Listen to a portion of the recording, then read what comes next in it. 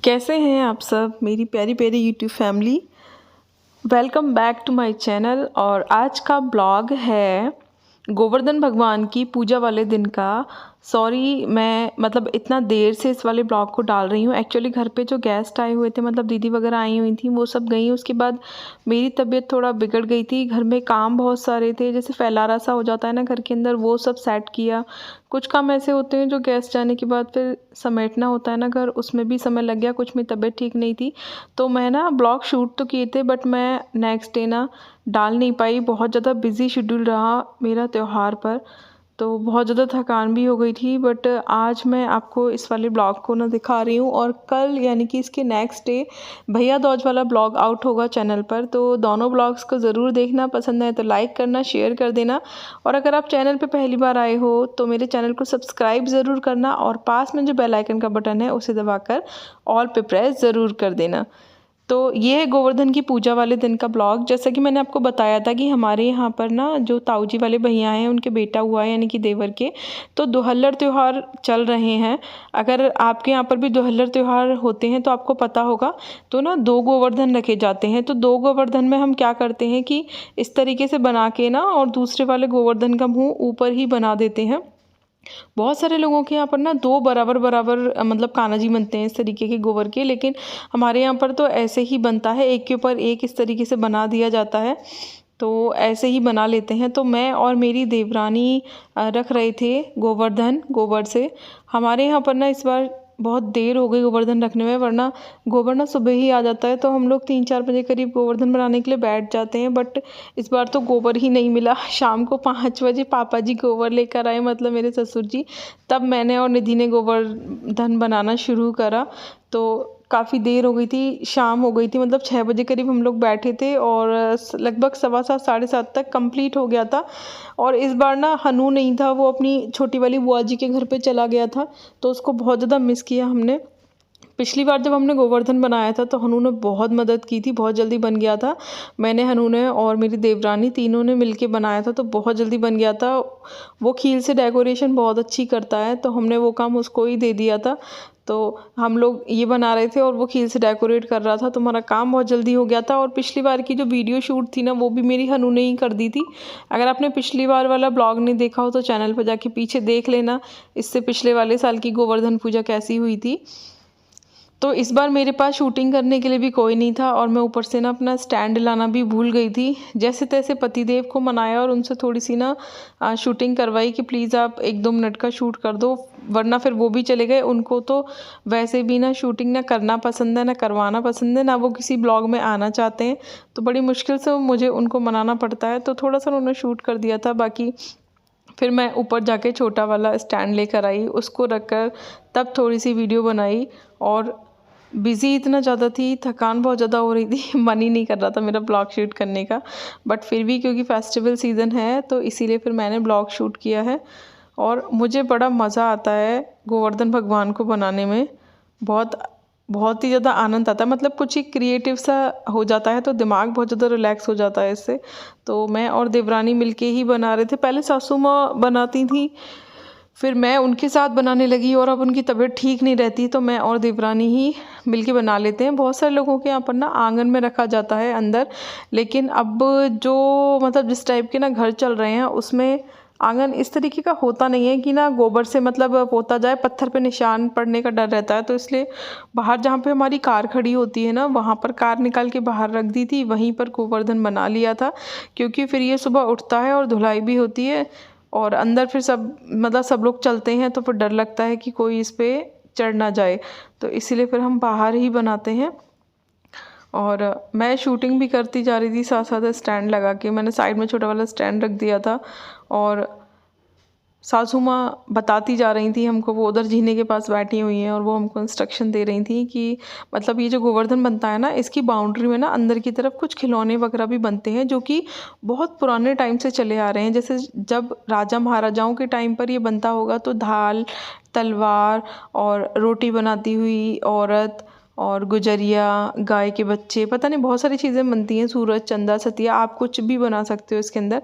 आपके यहाँ पर क्या क्या बनता है ये मुझे कमेंट करके ज़रूर बताना। मेरे यहाँ पर जो कुछ भी मैं बनाती हूँ वो सब मैंने आपको बता दिया, और आप मुझे ज़रूर बताना आप लोग क्या क्या बनाते हो। और अगर कोई चीज़ बननी ज़रूरी होती हो जो कि हमसे मिसिंग हो गई हो तो ज़रूर बताना, ताकि उसे नेक्स्ट टाइम हम बना लेंगे। और ये गोवर्धन वहाँ पे मेरे पीहर में नहीं होता तो कभी बनाया ही नहीं और देखा भी नहीं ऐसे। यहाँ ससुराल में आके ही सासू माँ से सीखा बनाना भी, और यहाँ पे पूजा होती है, बड़ा अच्छा लगता है। सब लोग मिलकर घर पे पूजा करते हैं, और दीदी भी आई हुई थी तो इस बार दीदी ने भी साथ, पहली बार हमारे साथ गोवर्धन की पूजा की थी दीदी ने, बच्चों ने, तो बड़ा मज़ा आ रहा था। और बच्चे हर बार अपनी अम्मा के यहाँ पर चले जाते हैं गांव, मतलब दीदी की जो ससुराल है उधर चले जाते हैं तो वो उधर ही देखते हैं। इस बार उन लोगों ने पहली बार ना इधर का गोवर्धन देखा था तो उन्हें भी बड़ा मज़ा आ रहा था।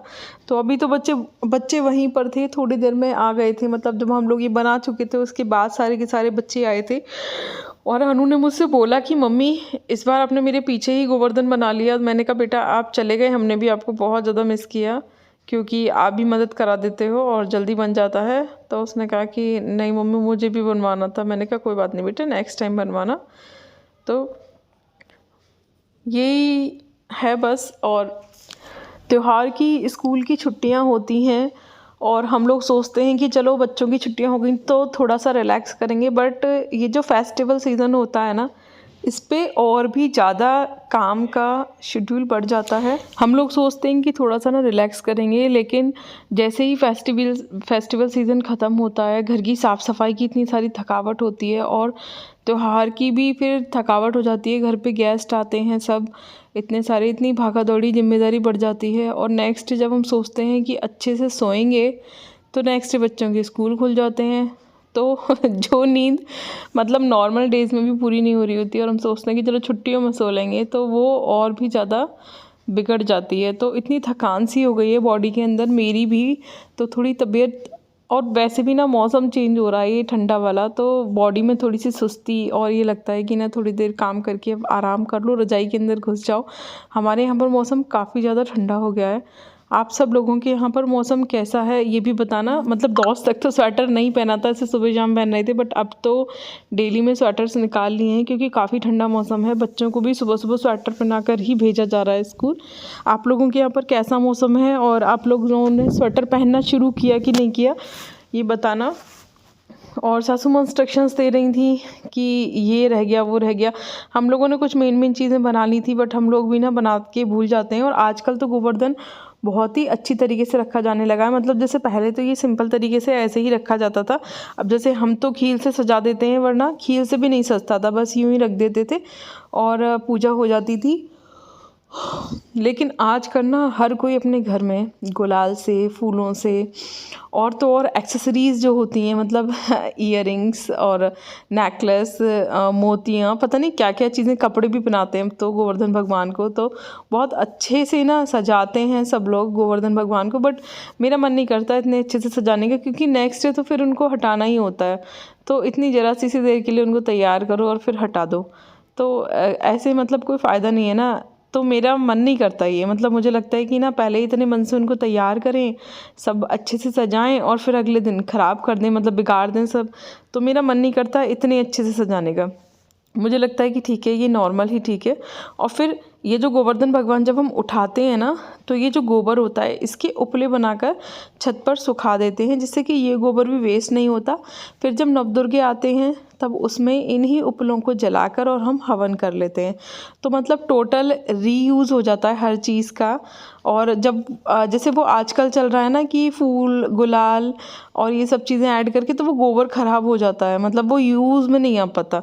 हम लोग क्या करते हैं, फूल ऊपर ऊपर से बीज देते हैं, खील ऊपर ऊपर से हटा देते हैं, वो सब कुछ हम बाहर गिलहरी को, चिड़िया को डाल देते हैं, गैया को डाल देते हैं, और बाकी जो गोबर होता है उसके हम उपले बनाकर छत पर सुखा देते हैं। तो सब कुछ रीयूज़ हो जाता है, सब कुछ भी वेस्ट नहीं जाता है, तो सब कुछ काम में आ जाता है। और मेरा यही मानना है कि ना कोई भी चीज़ वेस्ट ना हो, सब कुछ हम रीयूज़ कर सकें। और आप सब लोगों के त्यौहार कैसे गए, क्या क्या खाया, मज़े किए कि नहीं किए, मिठाइयाँ खाई होंगी खूब। तो अभी बस इसके बाद कल भाई दूज का ब्लॉग और है, उसके बाद फिर वापस शुरू करेंगे अपना वही वेट लॉस वाली वीडियोस, फिटनेस वाली वीडियो शुरू करूँगी। मैं भी एक्सरसाइज करना शुरू करूँगी क्योंकि मैंने बहुत मीठा खाया है और मेरा तो अभी भी चल रहा है, और वो मेरा वैसे भी ना चलता रहता है बीच बीच में। बट इतने दिनों से मैं डिटॉक्स वाटर नहीं पी रही थी, मैंने फाइनली आज से डिटॉक्स वाटर पीना शुरू किया है क्योंकि पेट ठीक से मेरा साफ़ नहीं हो रहा। इतनी मिठाइयाँ खा ली हैं और इतना अटम शटम खाया है मैंने मतलब मैदे की चीज़ें बहुत बनी हैं घर पे।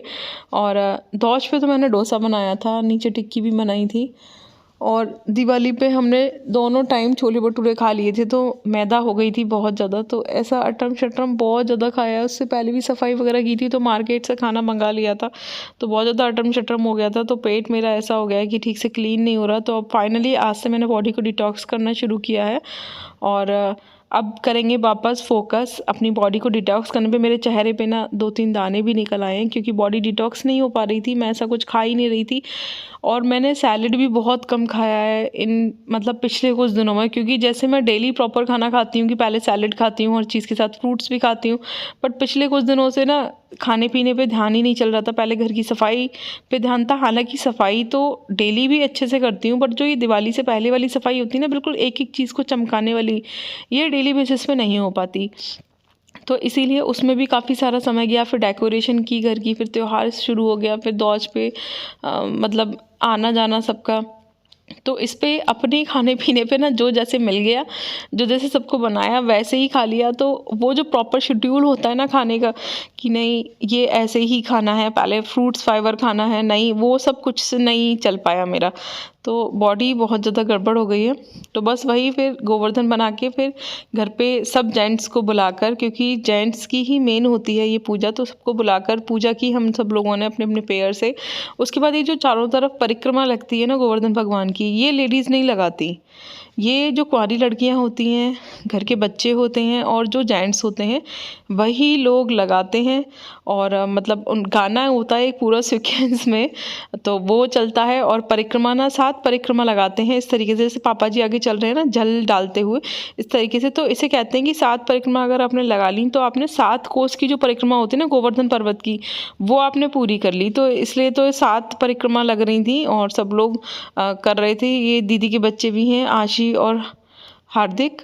दीदी नहीं आई थी, दीदी पीछे से देख रही थी और मैं इधर जीने के पास खड़े होके ना वीडियो शूट कर रही थी। और पति देव को देखो, उनको पता नहीं कि उनकी वीडियो शूट हो रही है, वरना वो भाग जाते हैं यहाँ से। उनको वीडियो शूट करवाने में बहुत ज़्यादा शर्म लगती है।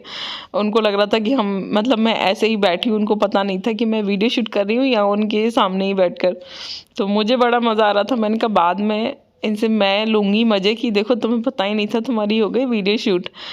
तो ये सब लोगों ने किया। उसके बाद बहुत सारे पटाखे छुड़ाए और सुबह ना सासू माँ ने कड़ी भात बनाया था।